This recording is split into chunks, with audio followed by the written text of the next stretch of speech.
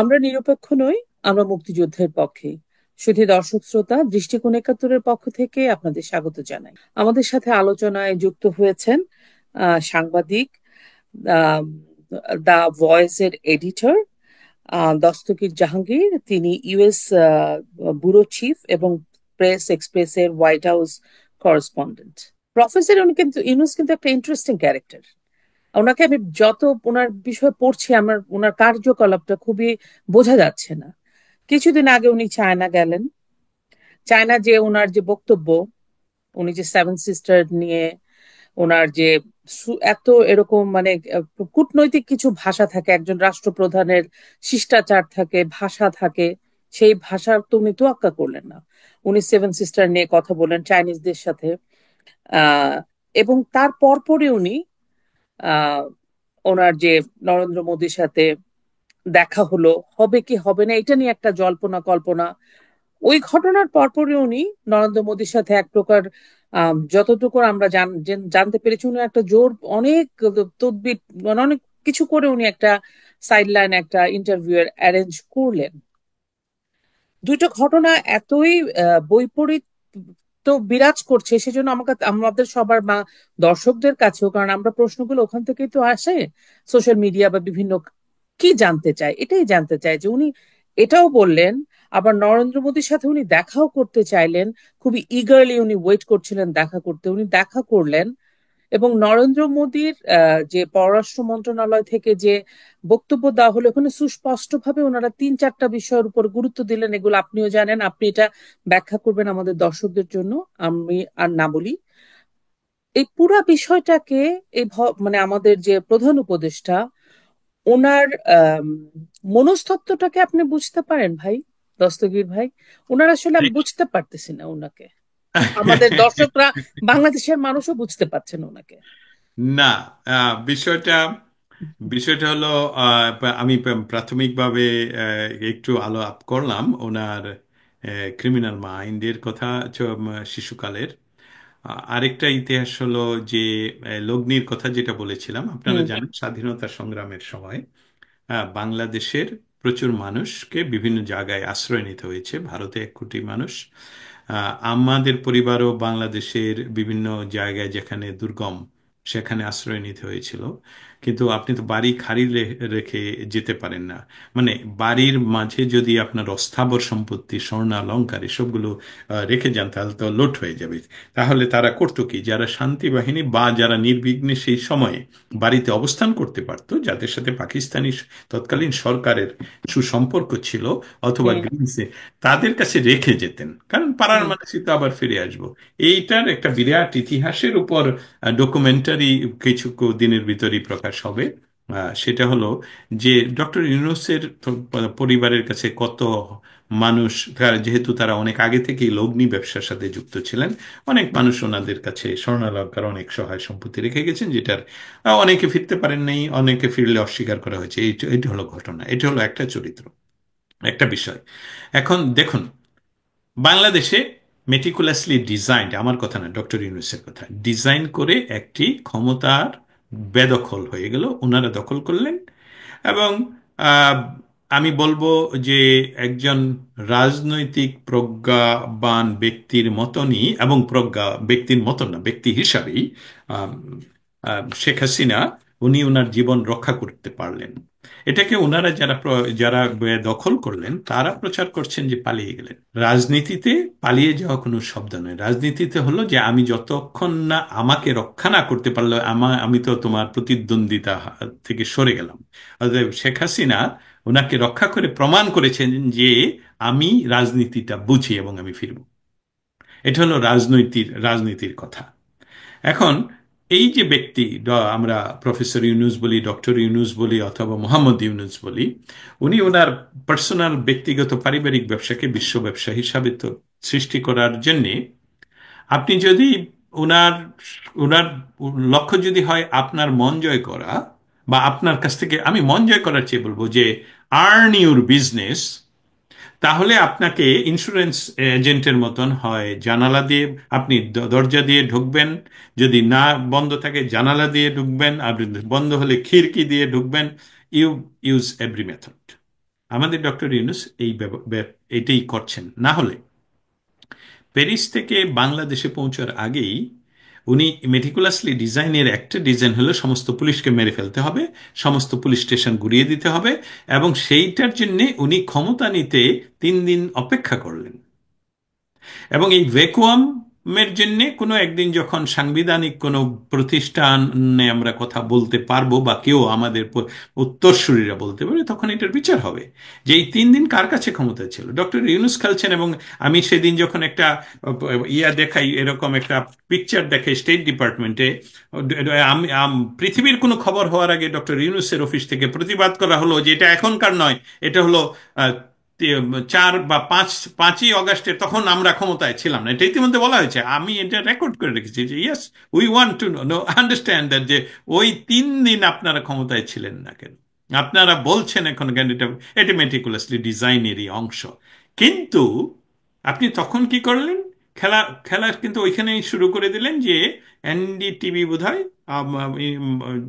Indian টিভিতে বললেন যে ভারত যদি বাংলাদেশের বিষয়ে হ্যাঁ, নাক গলায়, তাহলে ভারতের 7 সিস্টার, ওয়েস্ট বেঙ্গল, এমনকি বার্মাতে অস্থিরতা বিরাজ করবে। আপনি লক্ষ্য বিরাজ করে করবে। দেখেন, আমরা সুপার পাওয়ার না, আমাদের অর্থনীতির বাজেট আমরা কভার নিজেরা করতে পারি না, আমাদের দেশ খাদ্য সহ সমস্ত কিছুর উপর সবচেয়ে বড় নির্ভরশীল বা যেখান থেকে ইম্পোর্ট করতে হয় সেটা হলো ভারত, এবং প্রাকৃতিকভাবেই ভারতের কাছ থেকে আসতে হবে কম দাম পেতে হলে।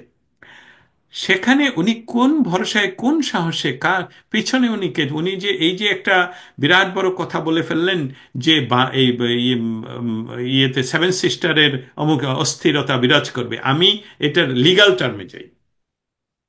লিগ্যাল টার্মটা হলো যে জাতিসংঘ সনদ অনুসারে কোনো দেশ যদি প্রথম অন্য দেশকে প্রতি হ্যাঁ, আগ্রাসন করে, তাহলে সেই আগ্রাসনকে প্রতিহত করার জন্য যেই দেশ আক্রান্ত হলো তার অটোমেটিক রাইট জন্মায় নিজকে প্রটেক্ট করার জন্য সেই দেশে আক্রমণও করতে পারবে। এটা জাতিসংঘ সনদের হয় 50, না হয় 51, আমি ভুল করতে পারি, হয়তো বা 50। আপনি বললে আমি খুঁজে বের করতে পারবো। ওই হ্যাঁ, অসুবিধা নেই, কারণ এটা সবাই জানে, আমিও জানি আর কি। আচ্ছা, আমি কত নাম্বার সেটা বলতে রাইট। পারবো না এক্স্যাক্টলি, এখন জানি।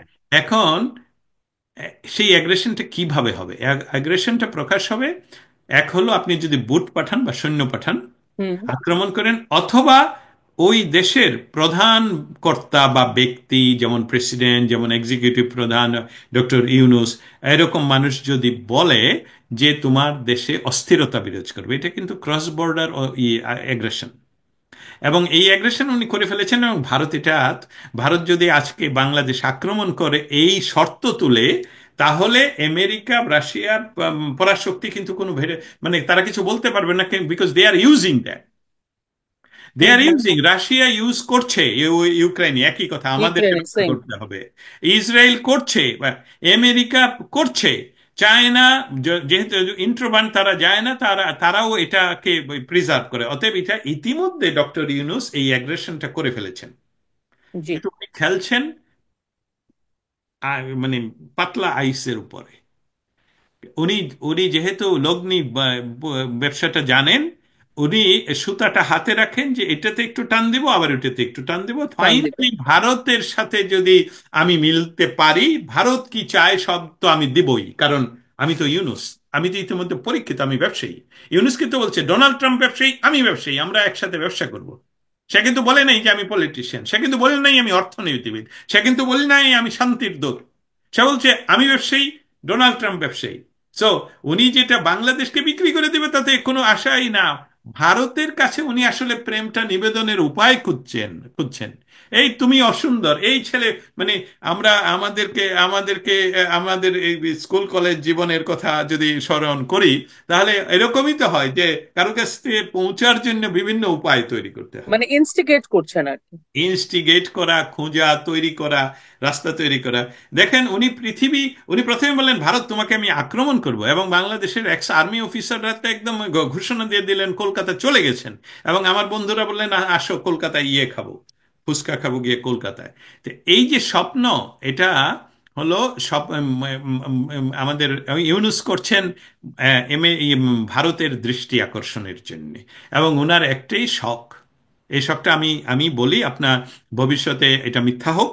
ওনার একটাই শখ যে মানুষ যেহেতু এখনো পর্যন্ত সেই টিকা বা সেই ধরনের ইমিউন কোনো ইনজেকশন তৈরি হয়নি যে আজীবন বাঁচা যাবে, কোষগুলো যেহেতু নষ্ট হবেই ওনার যে বয়স, অতএব উনি আমৃত্যু বাংলাদেশের ক্ষমতায় থাকতে চান। এটা একমাত্র সম্ভব ইউনুস যদি বাংলাদেশের প্রায় চারদিকে অবস্থানরত প্রতিবেশী ভারত যদি বলে, ও আমার তো কোনো সমস্যা নেই, তুমি থাকো, আমার আমার যা যা, আমার এখানে শান্তি প্রয়োজন। ডক্টর ইউনূস কিন্তু দেখেন, টেকনিক্যালি সে বাংলাদেশ আওয়ামী লীগের বিরোধিতা উনি কেন করছেন এটা আমার জানা নেই। ওনার যদি ব্যক্তিগত কোনো সমস্যা থেকে থাকে, আওয়ামী লীগের কোনো নেতৃবৃন্দের সাথে থাকতে পারে। উনি ট্যাক্স ফাঁকি দিয়েছেন, এটা আওয়ামী লীগের বিষয় নয়, এটা বাংলাদেশ সরকারের বিষয়, আমাদের বিষয়, আমরা জনগণ। ফাঁকি দিয়েছেন আপনার জন্য বাংলাদেশ সরকার যারা আছে আছে ছিল তারা বিচার করেছেন, এটা আওয়ামী লীগ নয়। হ্যাঁ, আওয়ামী লীগের বিচার কেউ করতে পারবে না, যেমন আমরা বিএনপির বিচার করতে পারবো না। যে হ্যাঁ, কিন্তু আমাদের দেশের বিরুদ্ধে যেহেতু যুদ্ধতে অংশগ্রহণ করেছিল যে শক্তি, সেটা হলো জামাত, এটার বিচার আমরা করতেই পারবো। এইটার উপর ভিত্তি করে আমাদের দেশ স্বাধীন করেছি। অতএব সেখানে জামাতের বাংলাদেশের রাজনীতি করতে পারবে, আওয়ামী লীগকে আপনারা মাথায় উঠতে দিবেন না, এটা শুধু স্বপ্নবাজের কাজ। কিন্তু আপনার যে মৌলিক লক্ষ্য সেটা কিন্তু আমরা জেনে গেছি বা মানুষ জানি যাক, সেটা হলো চাচ্ছেন তিনি যে ভারত আপনার আসলে কি প্রয়োজন, আমি তো সেটা জানি। আর আমার প্রয়োজন, আমি আমৃত্যু এখানে একটু একটু ক্ষমতায় থাকতে চাই।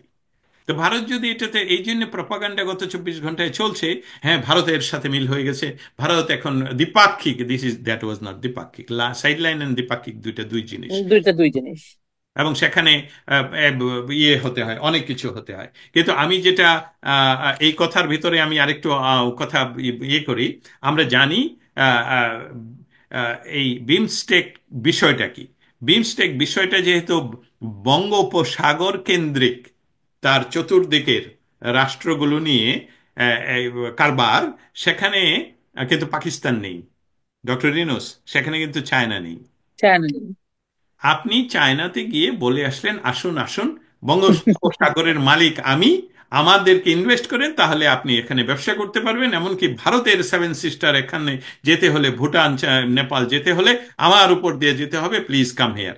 এই যে আপনি আপনি যে লগ্নি ব্যবসায়ী, এই যে এইভাবে আপনি বিক্রি করে আসলেন, আপনাকেই আমি উত্তরটা দিচ্ছি আপনার মাধ্যমে এইভাবে, যে এই বিমস্টেকের মৌলিক কাজগুলোর মাঝে অনেকগুলো কাজ তাদের তাদের লক্ষ্য হলো এর ভিতরে হলো বাণিজ্য and বিনিয়োগ, আরেকটা হলো সন্ত্রাসবাদ মোকাবেলা এবং আন্তঃরাষ্ট্রীয় অপরাধ দমন। হুম। আই রিপিট ইট, হ্যাঁ। ইয়েস। আহ, সেখানে কিন্তু যখন এটা তৈরি হয়, তখন থেকেই বঙ্গোপসাগরকে কেন্দ্র করে, এই নামই হলো বঙ্গোপসাগরকে নিয়ে, তো প্রথম ছিল, পরে এটা পরিবর্তন হয়ে প্রথম ছিল না, প্রথম ছিল প্রত্যেকটি দেশের আদ্যাক্ষর নিয়ে বি দিয়ে শুরু, পরে ইন্ডিয়া, এরকম। পরবর্তীতে এটা আসলো যে বঙ্গোপসাগর কেন্দ্রিক চতুর্দিকের রাষ্ট্রগুলোর এই একসাথে তারা কাজ করবে। অতএব ইউনূস সাহেব, আপনি এই বিমস্টেকের মিটিংয়েও যাবেন, চায়নাতে গিয়ে বলে আসবেন বঙ্গোপসাগর আপনার, এটা তো হচ্ছে না, মিলছে না, এটা মিথ্যা, এটা টোটালি মিথ্যা। আপনি যেটা করছেন সম্পূর্ণভাবে আপনি আপনাকে শুধু ক্ষমতায় রাখার জন্য করছেন। এবং আজকে এখন যখন বাংলাদেশে বা আমাদের সাউথ ইস্ট এশিয়ায় বা বিমস্টেক এরিয়াতে সকাল হবে, তখন হয়তো সেখান থেকে সম্মিলিত যে ঘোষণা সেটা আসবে, আমরা ইতিমধ্যে জানি। সেই ঘোষণায় বলা হয়েছে যে এই অঞ্চলে স্পেশালি বঙ্গোপসাগরকে ব্যবহার করে কোনো সন্ত্রাসবাদ করা যাবে না, আন্তঃরাষ্ট্রীয় অপরাধ দমনে একসাথে কাজ করবে। এবং সেখানে নাই চায়না, নাই পাকিস্তান, পাকিস্তান। কারণ বঙ্গোপসাগরের সাথে তাদের কোনো সংযোগ নেই। অতএব আপনি যে বললেন বঙ্গোপসাগর দিবেন চায়নাকে ব্যবহার করার জন্য, এটা তো এককভাবে হবে না, কারণ এখানে এখানে রয়ে গেছে Bangladesh, Bhutan, Myanmar, Bharat, Nepal, Sri Lanka, Thailand. So doctor Yunus যে কথাটা বলছেন এটা আহ, আসলে শব্দটা কি বলে ফেলবো, এটা ধূর্তামি, ধূর্ত হ্যাঁ, ধরতে হবে মানে আমি ইন্টারেস্টিং ক্যারেক্টার বলেছি, কারণ আমি ওনাকে গত 8 মাসে স্পেশালি এত ভাবে ওনার, ইভেন তো ওনার বডি ল্যাঙ্গুয়েজ, ওনার ফেসিয়াল এক্সপ্রেশন, উনি আসলে এত, উনি মেটিকুলাসলি তো ডিজাইন করেন। He is a very good actor, even though আমার কাছে মনে হয় আহ, কন্টিনিউয়াসলি বিকার বিকারহীন মানুষ। হীন হ্যাঁ, একটা, ওনার চোখ বিকারহীন মানুষ। এই যে এতগুলো মানুষকে জেলে পুরে রাখলেন, ধরে রাখা মানে ভয়ঙ্কর। মানে তাদের কিন্তু 7 মাসের উপর হয়ে গেল, বেল হচ্ছে না। কিন্তু আমার প্রসঙ্গ, এই যে মিটিংটা হলো নরেন্দ্র মোদী আর প্রফেসর ইউনুস, অনেক স্পেকুলেশন হচ্ছে, হবে, এটাই খুব স্বাভাবিক, কিন্তু আম, ভারতীয় পররাষ্ট্র মন্ত্রণালয় খুবই স্পেসিফিক্যালি, আপনি তো দেখেছেন অবশ্যই, ওনারা বলেছেন যে কি কি বিষয়ে কথা হয়েছে সেখানে, সংখ্যালঘু, ওনাদের বর্ডার, এবং একটা নিরপেক্ষ গণতান্ত্রিক ইনক্লুসিভ বাংলাদেশের সাথে ভারত আছে, এই হচ্ছে তাদের তিনটা এজেন্ডার কথা তারা মিটিং এ বলেছেন। আপনি এখন তো সময় নেই, নাহলে আমি এটা শোনাতাম আমাদের দর্শকদের জন্য। কিন্তু আমার প্রসঙ্গ, এই যে ওনাদের দেখা হলো, এই যে ওনাদের মধ্যে কথা হলো, আপনি যেহেতু এই বিষয়গুলো নিয়ে কাজ করেন, আপনার কি মনে হয় এই মিটিংটাতে উনি ছবি দিলেন, উনি সবসময় যে জঙ্গি ওই ছেলেটার ছবি দেন, আবু সাইদের ছবি, এইবার উনি নরেন্দ্র মোদীর একটা পুরনো ছবি দিলেন, তো এভরিথিং ইজ, উনি, he is a very good businessman obviously, এবং উনি রাষ্ট্রপ্রধান না, উনি ব্যবসা করছেন। ভারতের লজ্জাহীন। কোনো মনে হয় কি যে ভারতের কোনো চেঞ্জ বা ভারতের মনস্তত্ত্ব বা ভারতের কোর্স অফ অ্যাকশনে কোনো পরিবর্তন আসতে পারে টুয়ার্ডস নমনীয়, বা এরকম কি কিছু মনে হয় আপনার? প্রথমেই হলো যে যেটা ছিল না সেটার পরিবর্তন আসবে কি? কোনো কিছু পরিবর্তন পরিবর্তন আসবে, হতে হলে আসবে কি? করতে হবে। হ্যাঁ, ভারতের ভারতের পররাষ্ট্রনীতির মৌলিক বিষয়টা হলো যে কোনো অনির্বাচিত সরকারের সাথে তারা কোনো দ্বিপাক্ষিক কাজ করবে না। এটা এটা কোথাও এটা বলেছিলেন ওনারা, ওই যে বলে, আর্মিতে। এবং এটাই হ্যাঁ, তাদের পররাষ্ট্রনীতি। এটাই পররাষ্ট্রনীতি। ভারতের পররাষ্ট্রনীতির এই পরিবর্তনটা কখনোই আমরা লক্ষ্য করিনি, এবং এটা ভবিষ্যতে হচ্ছে না। পররাষ্ট্রনীতির বিষয়ে তারা তাদেরকে আমি ভারতের পক্ষে বলার কিছু নই। আমি বলছি ভারতের পররাষ্ট্রনীতির মৌলিক বিষয়টা হলো নির্বাচিত সরকারের সাথে, বঙ্গবন্ধু সরকারের সাথে কাজ করেছিলেন। বঙ্গবন্ধুর সাথে কাজ করতে গিয়ে আগে মুজিবনগর সরকার গঠন করার পর তারা দ্রুততম সময়ের ভিতরে সেটাকে স্বীকৃতি দিয়ে সেই নির্বাচন, কারণ সেটা নির্বাচন ছিল হ্যাঁ। সত্তরের, হুম। সত্তরের নির্বাচনের যারা নির্বাচিত তাদেরকে দিয়ে সরকার করে তাদের সাথে কাজ করেছেন। দিস ইজ দ্য প্রকৃষ্ট, এটা হলো প্রকৃষ্ট উদাহরণ যে ভারতের পররাষ্ট্র নীতিতে কখনোই অ্যাগ্রেসর, তারা নিজে অ্যাগ্রেসর নয়, এবং তারা কোনো অনির্বাচিত সরকারের সাথে দ্বিপাক্ষিক কাজ করেন না। অতএব এটা এটা তাদের পলিসি। এটা তাদের পলিসি। অতএব সেখানে আপনি যেটা বলছেন যে তাদের কোনো পরিবর্তন হলো কিনা, যেটা নাই সেটা পরিবর্তন হবে কিভাবে? পরিবর্তন হওয়ার কোনো তো সুযোগ নেই। অতএব যেহেতু বাংলাদেশের মিডিয়া বাংলাদেশের জন্মের পর সবচেয়ে সবচেয়ে কঠিন সময় বলবো, সবচেয়ে ক্রুশাল সময় পার করছে, যে একদম টুটি চেপে ধরা শব্দ পর্যন্ত, ওই যে একজন উনি বসা কি শব্দ আপনি লিখতে পারবেন সেটাও তারা নির্ধারণ করে দেয়। তারও আমি প্রমাণ দিচ্ছি। বিবিসিকে তিনি বলেছেন এই শব্দ বলা যাবে না, তখন বিবিসি যখন বললেন যে নো, আমরা কি কি শব্দ ব্যবহার করবো, ইউ ক্যান ডিকটেট ইট, তখন তারা সরি বলে, এবং সেটা প্রচারিত হয়। এটা হলো হুম। আমরা ল্যাবরেটরিতে, আমরা যখন ইন্টারমিডিয়েটে সায়েন্সে লবণ, ল্যাবরেটরিতে কোনটা কোন লবণ এটা প্রমাণ করতে হতো, তো যে এই ভাবে এটা এই লবণ। এটা তো এই যে এই পরীক্ষাতে উনি প্রমাণিত যে বাংলাদেশের ইউনূস সরকার বাংলাদেশের প্রতিটি গণমাধ্যম কে শব্দ বলে দেয়, এই শব্দ ব্যবহার করতে পারবে না, না হলে বিবিসিকে বললো কেন? কচু কাটতে কাটতে যখন আপনি ডাকাত হয়ে পড়েন, তখন তো আপনি যে বিবিসিকে বলা যায়, বাংলাদেশ তো ইতিমধ্যে নিয়ন্ত্রণ। চলুন যাই। জায়গাটা কি ছিল? বিমস্টেক। বিমস্টেক, ইয়েস। বিমস্টেক বিমস্টেকের আম, যে যে সকল দেশগুলো একসাথে কাজ করে, জি। সেটা আবার বঙ্গোপসাগর নিয়ে, এবং সেই বঙ্গোপসাগরের কে উম, সম্পূর্ণ যদি বলি সন্ত্রাসবাদ মুক্ত রাখার জন্য, চায়নার ইনফ্লুয়েন্স মুক্ত রাখার জন্য ভারতের খুব ইন্টারেস্ট, এবং ভারতের চেয়ে বড় ইন্টারেস্ট হলো আমেরিকার। আমেরিকার, এক্স্যাক্টলি। তাতে আমেরিকার ইন্টারেস্ট তো ভারতের ইন্টারেস্টের সাথে সেখানে মিলে যাচ্ছে। আর ভারতের প্রধানমন্ত্রী মোদি যখন এখানে হোয়াইট হাউসে এসেছিলেন, আমি ছিলাম সেখানে, সেখানে প্রেসিডেন্ট ডোনাল্ড ট্রাম্পের বডি ল্যাঙ্গুয়েজ আপনি সমষ্টি দেখেছি আমরা। দেখেছেন, যে আমার বন্ধুকে বলছে সে, তারা শত শত বৎসর ধরে বাংলাদেশের সাথে কাজ করছে। এটা হ্যাঁ, কিন্তু ঐতিহাসিক শত শত বৎসর, কারণ আমরা হলাম প্রাচীন ভারতের অংশ। আমরা আমাদের সাথে তাদের তাদের মানে এইটা এক অঞ্চল, এক ভাষা, এক কথা, এক খাবার, এক ঝাল খাই, একইভাবে না বলি, একইভাবে হাঁ বলি, একইভাবে মা ডাকি। হ্যাঁ, এই যে সংযোজন, এর কথাই বলছেন যে 100 years they are working together, I will leave this on my friend prime minister। এবং এটা বাংলাদেশে ইংলিশ ট্রান্সলেশন বহুভাবে হয়েছে। হ্যাঁ, উনি বলছে প্রশ্ন, এই প্রশ্ন উনাকে দিয়ে দিছে। আরে ভাই, ওইটা না, এই প্রশ্ন, কারণ যে প্রশ্নকর্তা প্রশ্নকর্তা মোদিকে হিন্দিতে জিজ্ঞেস করেছেন, তা একই প্রশ্নকর্তা উনি প্রেসিডেন্টকে প্রশ্ন করে বলছেন, now I will ask prime minister Modi this, এবং সেটা হিন্দিতে বলছেন। উনি দুইটা প্রশ্ন একসাথে করে, প্রেসিডেন্ট প্রথম নিলেন, উনার উত্তরে বলেছেন যে বাংলাদেশের বিষয়টা মোদির উপর ছেড়ে দিলাম। অতএব কেন মোদি এবং ইয়ে দেখা করলেন, এই যে লোকাল একটা গ্রুপ তারা তৈরি করলেন এখানে, এই American interest, Indian interest, Indo প্যাসিফিককে চায়নার প্রভাব মুক্ত রাখা, এবং সেটাকে আসলে ডক্টর ইউনূসের সাথে এটা দ্বিপাক্ষিক নয়, বাংলাদেশের কে ভারতের মনোভাবটা তুলে ধরা, যে আপনি যে মানে শব্দটা কিভাবে বলবো, যে আপনি যে মন গড়া কথা বলে ফেলেন একজন রাষ্ট্র যেভাবেই চালান, এসবগুলো বলা ঠিক নয়, এই কথাটা বলছেন উনি। আরো কিছু হ্যাঁ, বিষয়। এটাও বলেছেন হ্যাঁ, হ্যাঁ, এই যে কথাটা। কথা সংযত করে বলতে হবে। হ্যাঁ, মানে সংযত করে কথা বলা উচিত। বলা উচিত। শেখ হাসিনাকে ফেরত চেয়েছিলেন, এবং তিনি বলেছেন উত্তরে যে শেখ হাসিনা আমাদের অতিথি, এবং আমাদের বলতে ভারতের, বিজেপির নয়। ভারতের শেখ হাসিনাকে যখন আপনাদের আর্মি যখন আমাদের সাথে যোগাযোগ করে, শেখ হাসিনাকে সেফ জায়গায় বাংলাদেশে কোথাও রাখা যাচ্ছে না, তখন আমাদের সর্বদলীয় মিটিং হয়, এবং সেই সর্বদলীয় মিটিংয়ে আমরা ওনাকে অতিথি হিসাবে রেখেছি। অতএব অতিথির সমস্ত যে অধিকার সেটা উনি পাচ্ছেন, এবং ওনার এই অধিকার আমরা খর্ব করব না, উনি আমাদের অতিথি, এটা উত্তর করেছেন এই রিকোয়েস্ট।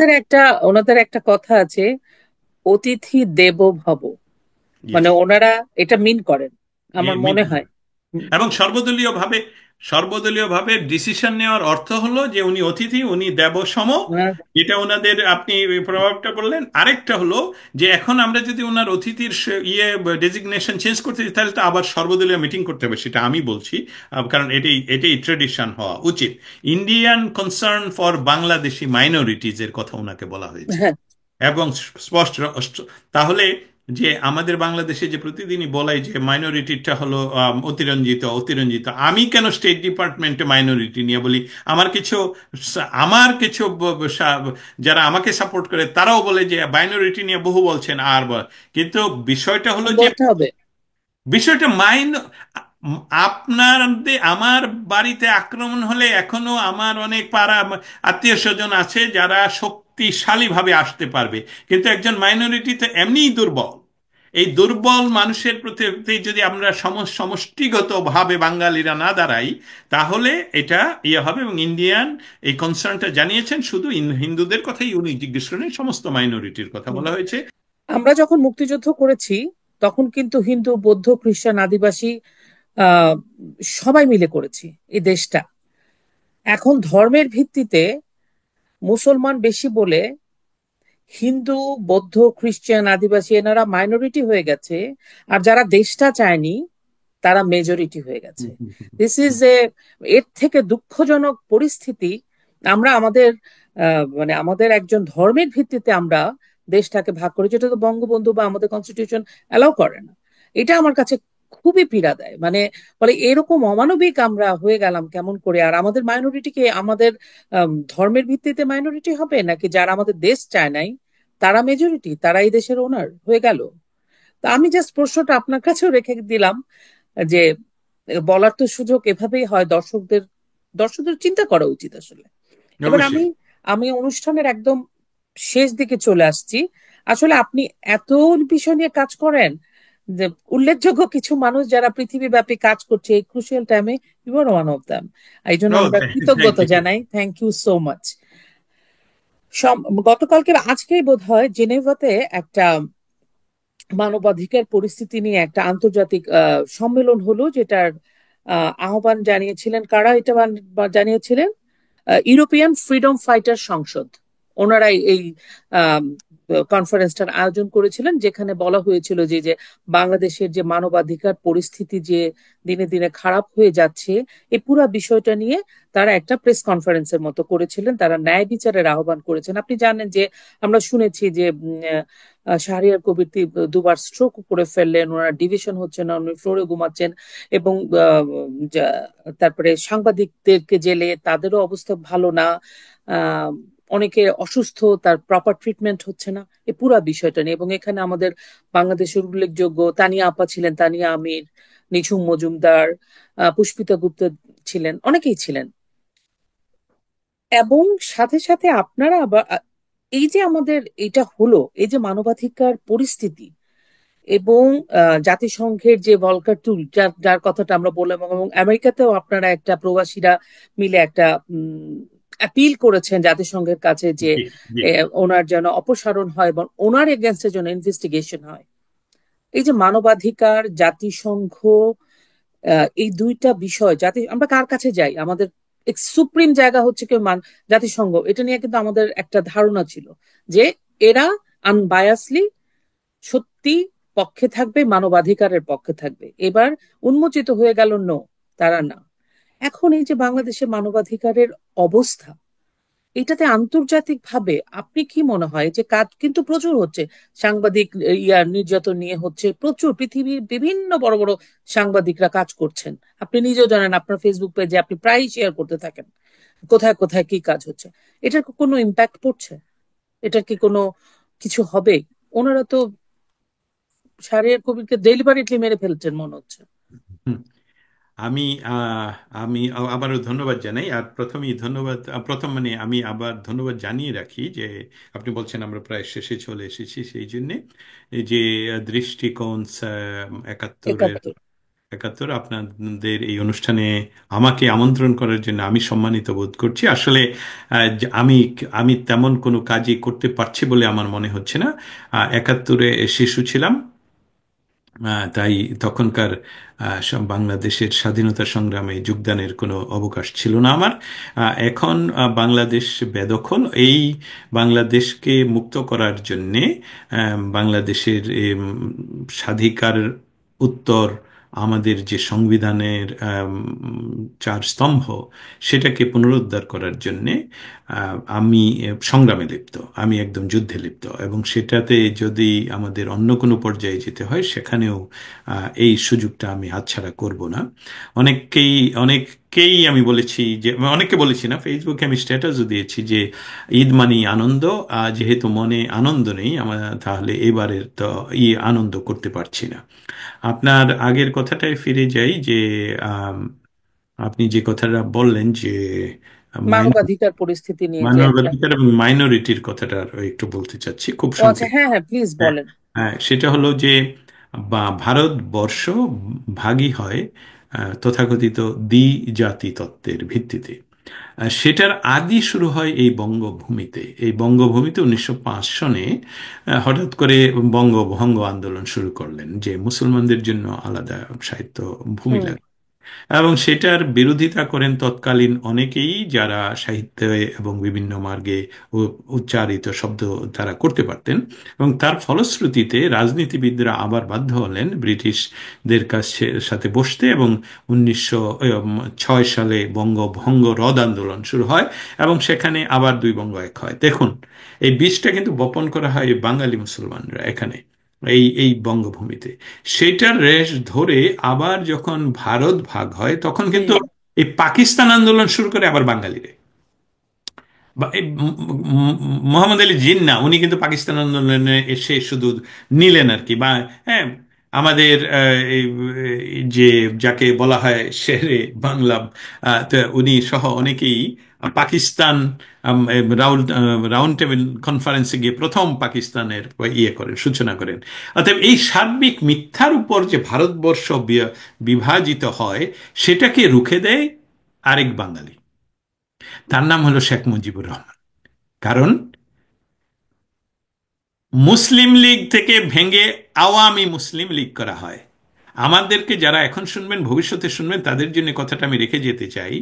সেই সময়ের যে দ্বিজাতি তত্ত্বের ভিত্তিতে পাকিস্তান মুসলমানদের দেশ হিসাবে হয়, সেই দেশের একটি রাজনৈতিক সংগঠনকে থেকে মুসলমান শব্দটা বাদ দেওয়ার ক্ষমতা, রাজনৈতিক ক্ষমতা অর্জন করেছিলেন এই শেখ মুজিবুর রহমান। তাই আওয়ামী মুসলিম লীগ থেকে উনি মুসলিম শব্দ বাদ দিয়ে আওয়ামী লীগ করেছিলেন। এইটা শুধু দুঃসাহস নয়, এটাকেই সাহস বলা হয়। এবং এর জন্যই উনি সর্বকালের সর্বশ্রেষ্ঠ শ্রেষ্ঠ বাঙালি। বাঙালি। এবং হুম। আমরা বাঙালি, আমরা সকলে আমাদের মধ্যে বাঙালিরা একটি দেশ পেয়েছে বঙ্গবন্ধুর মাধ্যমে, তার নাম বাংলাদেশ। এবং সেখানে আমরা সকলে একসাথে, আমি হিন্দু আমি মুসলিমকে, হ্যাঁ, এখানে নজরুলের অনেক কবিতা আসতে পারে, জিজ্ঞাসে কুঞ্জন, কিন্তু সেখানে আর গেলাম না। ফিরে আসি বলকার তোর মেটিকুলাসলি ডিজাইনড এর অংশ। আমরা আমি যখন চার্লস ইউনিভার্সিটি অফ প্রাগ 1348 সনে এই শিক্ষা প্রতিষ্ঠানটা, বিশ্ববিদ্যালয়টা হিসাবে তৈরি হয় 1348 সনে, 4টি ফ্যাকাল্টি নিয়ে। এর একটি ফ্যাকাল্টি হলো ল, আরেকটি মেডিসিন, আরেকটি ফিলোসফি, আরেকটি হলো ধর্ম।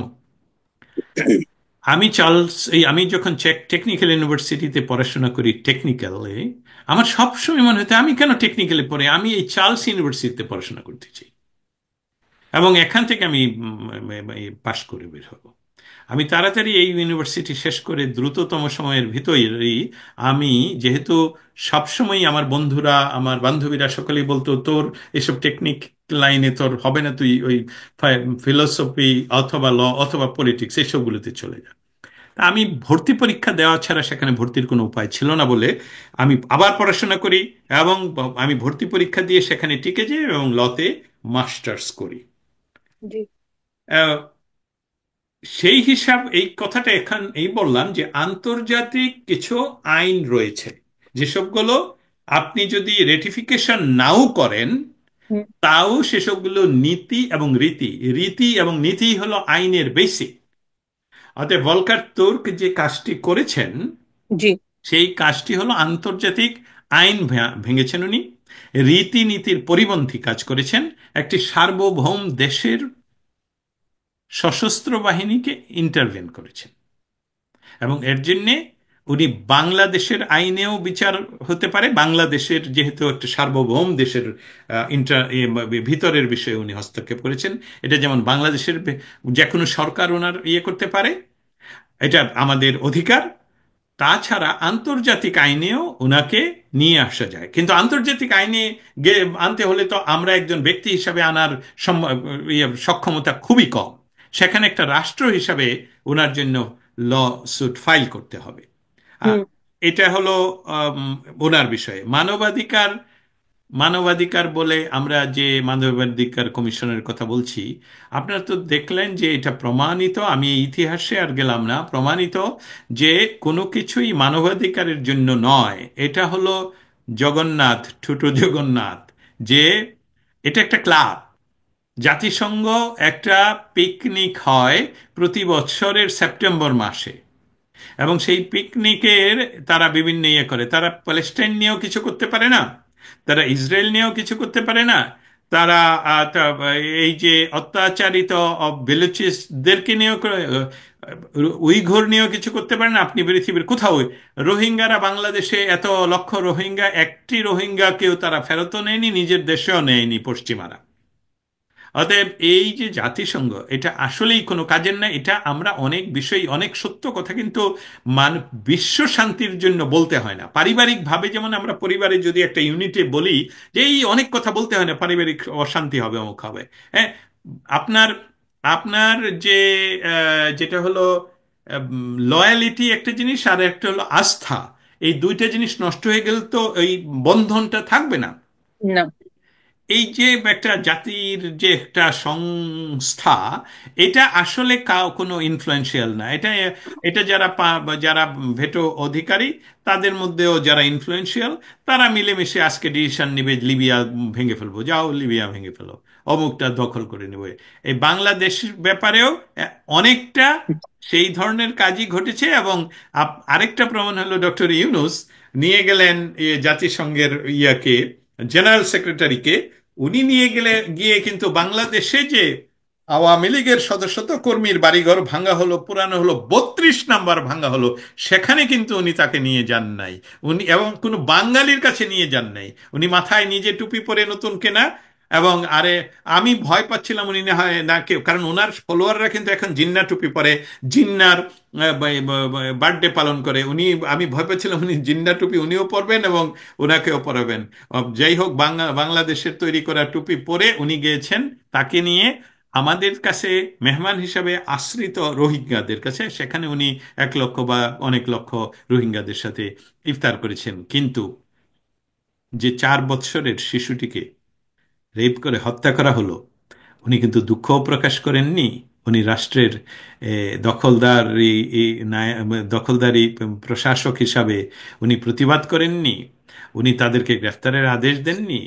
ওই পরিবারকে ফোন করে উনি নিজে গিয়ে দেখা করতে যাননি। উনি যে সকল আহ, অপরিণামদর্শী কিছু অপরিপক্ক বয়সে কাঁচা, তাদেরকে উস্কিয়ে দিয়ে যে মব তৈরি করছেন, সে সকল কয়েকটা দেখলাম হেলিকপ্টারে জানাজাতে গেল। আহ, এই যে বিষয়, আরেকটা মেয়ে, হিন্দু মেয়েকে যখন ধর্ষিত হয়, তার বাবা বিচার চাওয়াতে তাকে মেরে ফেলা হয়। হুম। আহ, তখন উনি কিন্তু কোনো কথা বলেননি, উত্তর দেননি। উনি মেটিকুলাসলি ওই মোদির কাছে 100 বার চিঠি পাঠাচ্ছেন, লিখছেন, আপনার সাথে একটু দেখা করতে চাই, না হলে আপনার এটা দখল করব। চায়নাতে গিয়ে বলেন, আসেন আমাদের এখানে এই জায়গাটা দখল করেন। উনি আমেরিকার প্রেসিডেন্টকে বলেন, আপনার সাথে আমি ব্যবসা করব। বাংলাদেশের মানুষকে এখন যেই অবস্থায় পড়েছে, সেখান থেকে উনি উদ্ধার না করে উনি কি জানি কি ইন্টারনেট আকাশ থেকে আসবে, আমাদের টেসলার মালিকের, আমি ইচ্ছা করেই বলছি আর কি, চার্লি। স্টারলিংকের কথা উনি রাষ্ট্রীয় পয়সায় জনগণের উদ্দেশ্যে বক্তৃতায় আরেকটা দেশের লিংকের ব্যবসা উনির কথা বলেন। ধিক, শতধিক। আমি আর আজকে কথা বাড়ালাম না। মনের গভীরে যে ব্যথাগুলো রয়েছে, সেই ব্যথাগুলো আপনার সাথে শেয়ার করলাম। আর আমাদের মার্কিন যুক্তরাষ্ট্রের অবস্থান হলো বাংলাদেশ সম্বন্ধে সুস্পষ্ট।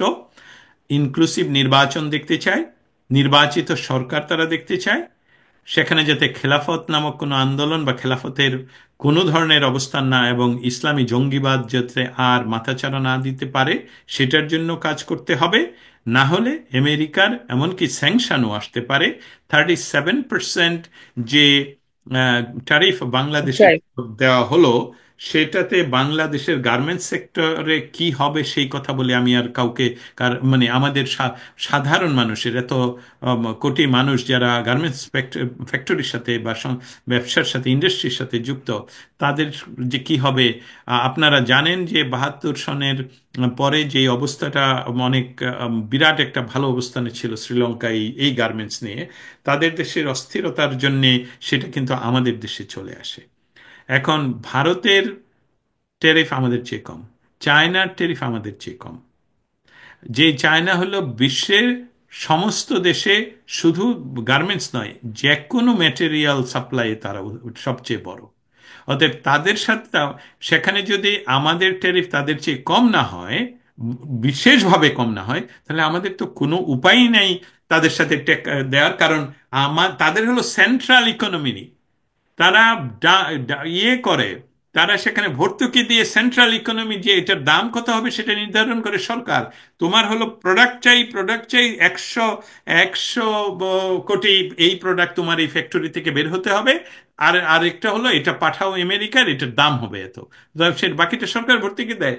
সেই প্রতিযোগিতায় বাংলাদেশ টিকবে না, এটা আমার ভয়। ডক্টর ইউনূস ক্ষমতায় আসার পর বাংলাদেশের মানুষকে মেটিকুলাসলি ডিজাইন করে ক্ষমতা দখল করার পর বাংলাদেশের মানুষকে যে আপনি মিথ্যা প্রতিশ্রুতি দিয়েছিলেন যে এই এত হাজার কোটি ডলার বাংলাদেশে ইনভেস্ট হবে, এক পয়সাও আসেনি, চলে গেছে। জাপানের ইনভেস্টমেন্ট ফিরিয়ে নেওয়ার জন্যে জাপান সেফ এক্সিস্ট চাচ্ছে বাংলাদেশ সশস্ত্র বাহিনীর কাছে, এই তথ্যও আমাদের কাছে এসেছে। অতএব আমাদের বাংলাদেশ আবারও একদিন সুন্দর হয়ে উঠবে, যেখানে 8 বছরের শিশু ধর্ষিতা হবে না। অনেক ধন্যবাদ দস্তগীর ভাই, আপনি এতটা সময় আমাদেরকে দিলেন। আমরা দৃষ্টিকোণ একাত্তরের পক্ষ থেকে কৃতজ্ঞতা জানাই। আমরা আশা করি খুব শীঘ্রই আপনার সাথে আরো আরো কথা হবে। আমাদের দর্শকরা আপনাকে শুনতে চায়, আপনাদের কথা শুনতে চায়, একটু স্বস্তি পায়, একটু তথ্য পায়, প্রকৃত তথ্যটা পায়। আপনি ভালো থাকবেন। আপনাকেও আবারও অসংখ্য ধন্যবাদ। আর এই মাঝে মাঝে একটু ইমোশনাল ব্রেকডাউন হওয়াতে আই এম সরি, দুঃখিত না, আমি। ঠিক আছে। শুধু দর্শক শ্রোতা, আশা করি আজকে আমাদের অতিথির কথা আপনাদের ভালো লেগেছে। এবং চলুন আমরা আমাদের দেশটাকে ভালোবাসি, আমরা আমাদের প্রতিবেশীকে ভালোবাসি। বিশেষ করে আমি বলবো আমার আহ মুসলিম ধর্মাবলম্বী ছাড়া অন্য অন্য সম্প্রদায়ের সকল ভাই বোনদের মিলেমিশে আমরা একসাথে থাকি। এবং আমরা যেন আমাদের পরিবারের কন্যা শিশুটির দিকে খেয়াল রাখি। বাংলাদেশের অবস্থা ভীষণ খারাপ, আমাদেরকে ঐক্যবদ্ধ হতে হবে মুক্তিযুদ্ধে প্রশ্নে, এবং আমরা অবিচল থাকি। আপনারা ভালো থাকবেন। আবারও কথা হবে অন্য কোনো অতিথির সাথে। জয় বাংলা, জয় বঙ্গবন্ধু।